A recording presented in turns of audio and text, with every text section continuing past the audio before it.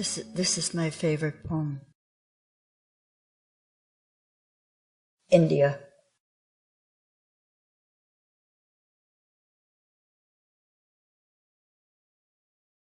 In a little while, it will be light again. I'll experience what it is to be. The night is long and dark. There is no light I can see.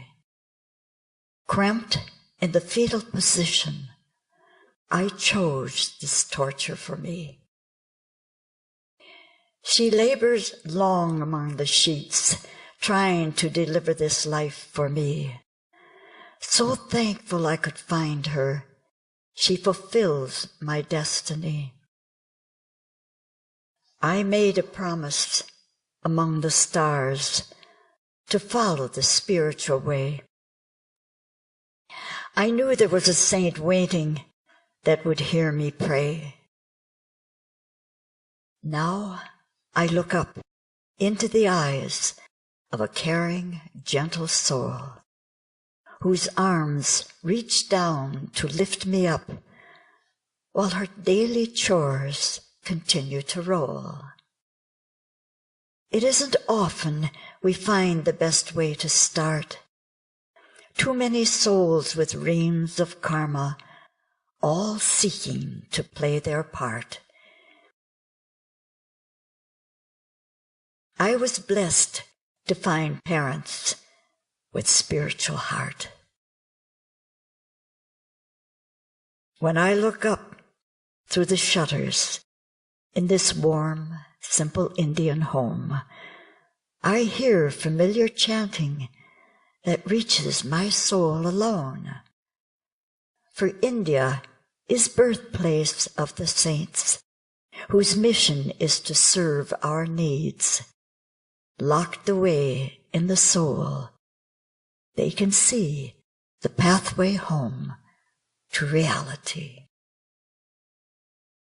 Thank you. I remember this little poem when I was in Patri. I loved it there, Patri, India. The farm boy. There is a village called Patri, where the master taught. Disciples would flock around him, eager for answers to questions they brought. One farm boy stayed in the background, intent on his daily chores. He served the master with love and devotion, did most of his chores on all fours. Still, he could hear what the master was saying. His open mind the master could reach. He took the words into his heart. There, devotion would teach. The day of testing was at hand. Test papers were neatly stacked. Master marked each one carefully. That showed what each student lacked. They didn't have the answers. They hardly remembered the thing, except the young farm boy who came forth with every answer he could bring. Disciples or ordinary folk, Master's teachings are for the great and the small. It's love and devotion for God that opens the heart of all.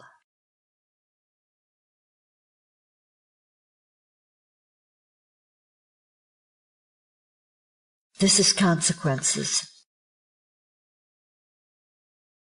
I had somebody who really loved this. I won't mention. Anyway, it's called Consequences. As my life draws closer to the end, it's easy to understand the truth of the Master's teachings lie asleep in the heart of man. The body we love so much is a bag of bones and guts, Open it up. Look inside. You'll turn away in disgust. We don't want to see what we're made of. We only love its covering. We don't love what it hides. Yet all the while, the soul is suffering from ego's sins of pride. No matter, the whole package returns to dust, to be eaten by worms or the fire. For bodies are born to die, and all life will end as it must. The body has no lasting value. It never did. Its true purpose is hidden within. Only to know God's power, but we turned away. That became our sin. Stand up. Throw off the illusion. Pull away from its passions. Claim your right to be free. Leave the ego mind behind and dance with spiritual ecstasy. This is your birthright, a rare gift from God, who gave you a human form. Those with spiritual passion know why they were born. Strange is the world we live in, where so few really care why they are here, stumbling along, controlled by fantasies, till death finds them, sobbing in fear. Now the end of time is upon us. Everything returns to dust, to wait the beginning of a new era, when lost souls take birth again, as they must. 'Tis the paradox of human life, that ego's fantasies hide God. So it is with most of mankind. But for my loving Master and those of his like, this is the final consequences for those mortal beings no longer lost in flight. Thank you, Master.